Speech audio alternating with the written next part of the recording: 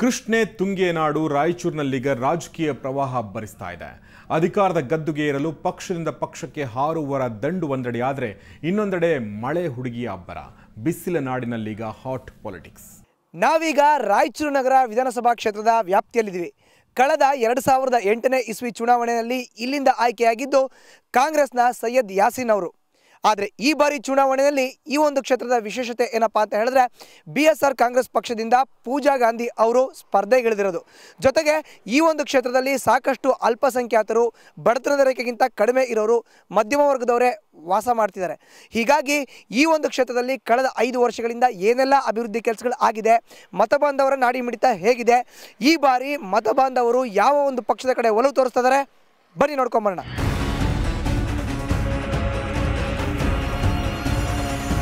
ಬಿಸಿಲ ನಾಡು ರಾಯಚೂರು ಎರಡೆರಡು ನದಿ ತಟದಲ್ಲಿದ್ರೂ ತಣ್ಣಗಿಲ್ಲ.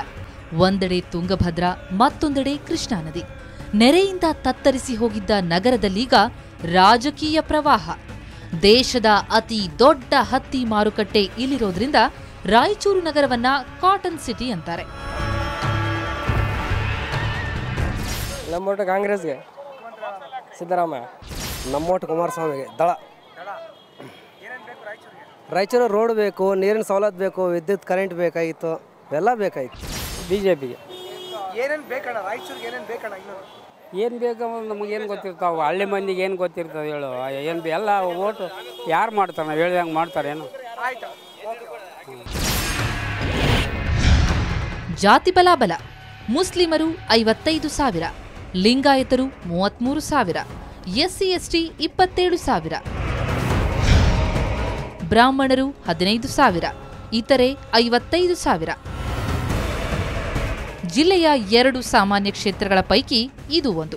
ಮುಸ್ಲಿಂ ಪ್ರಾಬಲ್ಯವಿರುವ ಕ್ಷೇತ್ರದಲ್ಲಿ ಹಿಡಿತ ಸಾಧಿಸಲು ಜಿಲ್ಲೆಯ ಪ್ರಬಲ ಜನಾಂಗವಾದ ಲಿಂಗಾಯತರು ಪೈಪೋಟಿ ನಡೆಸಿದ್ದಾರೆ. 1,80,000 ಮತದಾರರಿರುವ ಕ್ಷೇತ್ರದಲ್ಲಿ ಲಿಂಗಾಯತರು 2ನೇ ಪ್ರಬಲ ಸಮುದಾಯ.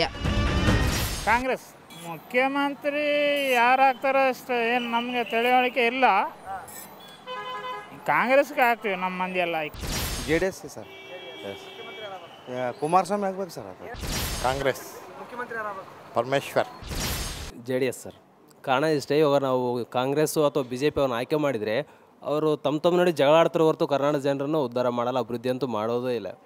ಅದೇ JDSನ ಯಾಕೆ ಮಾಡಬೇಕು ಅಂತಂದರೆ ಒಂದೇ ಪಾರ್ಟಿ ಒಬ್ಬರೇ ಲೀಡ್ರು, ಹೀಗಾಗಿ ಅವ್ರನ್ನೇ ಮಾಡಿದರೆ ಎಲ್ಲ ಕರ್ನಾಟಕವನ್ನು ಅಭಿವೃದ್ಧಿ ಮಾಡಬಹುದು ಅಂತ. ರಾಯಚೂರಿಗೆ ಬರೀ ನೀರಷ್ಟೇ ಕೊಟ್ಟರೆ ನಾವು ಅಭಿವೃದ್ಧಿ ಆಗಲ್ಲ, ನೀರು ಬೇಕು, ಜೊತೆಗೆ ಶಿಕ್ಷಣದಲ್ಲಿ ಅಭಿವೃದ್ಧಿ ಆಗಬೇಕು. ಕಣದಲ್ಲಿರುವ ಅಭ್ಯರ್ಥಿಗಳು: BJP Trivikrama Joshi, Congress Syed Yaseen, JDS Shivraj Patil, KJP KM Basavarajappa, BSR Pooja Gandhi. ಕಳೆದ ಸಲ ಕಾಂಗ್ರೆಸ್ನಿಂದ ಆಯ್ಕೆಯಾಗಿದ್ದ ಸೈಯದ್ ಯಾಸೀನ್ ಮತ್ತೊಮ್ಮೆ ಹಸ್ತ ಭವಿಷ್ಯ ನೋಡಲು ಹೊರಟಿದ್ದಾರೆ. ಇನ್ನು BJPಯಿಂದ ಪಾಪರೆಡ್ಡಿ ಬದಲಿಗೆ ತ್ರಿವಿಕ್ರಮ ಜೋಶಿಗೆ ಮಣೆ ಹಾಕಲಾಗಿದೆ. ಹೀಗಾಗಿ ಪಾಪರೆಡ್ಡಿ BJP ತೊರೆದು ಕಾಂಗ್ರೆಸ್ ಬೆಂಬಲಕ್ಕೆ ನಿಂತಿದ್ದಾರೆ. JDSನಿಂದ ಡಾ ಶಿವರಾಜ್ ಪಾಟೀಲ್ ಕಣದಲ್ಲಿದ್ದಾರೆ. ಮುಂಗಾರು ಮಳೆ ಹುಡುಗಿ ಪೂಜಾ ಗಾಂಧಿ ಬಿಸಿಲ ನಾಡಿನಲ್ಲಿ ಫ್ಯಾನ್ ಗಾಳಿ ಬೀಸ್ತಾ ಇದ್ದಾರೆ.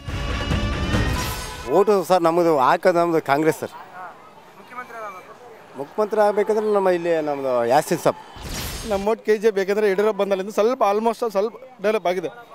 ಕಾಂಗ್ರೆಸ್ SM ಕೃಷ್ಣ.